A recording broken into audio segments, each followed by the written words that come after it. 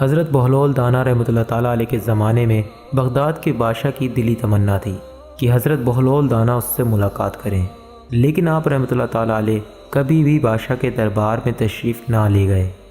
ایک دن یوں ہوا کہ بادشاہ چھت پر بیٹھا تھا کہ اس نے حضرت بہلول دانا رحمۃ اللہ تعالیٰ علیہ کو شاہی محل کے قریب سے گزرتے دیکھا۔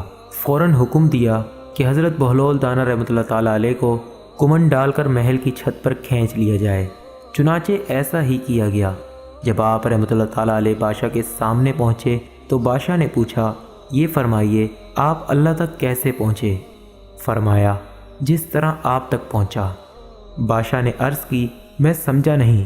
فرمایا، اے بادشاہ، اگر میں خود آپ تک پہنچنا چاہتا تو نہا دھو کر لباس فاخرہ پہن کر دربار کی منتیں کر کے محل کے اندر داخل ہوتا، پھر عارضی پیش کرتا، پھر گھنٹوں انتظار کرتا، پھر بھی ممکن تھا کہ آپ میری درخواست رد کر دیتے، لیکن جب آپ نے خود مجھے بلانا چاہا تو محض کچھ لمحوں میں ہی اپنے سامنے بلا لیا۔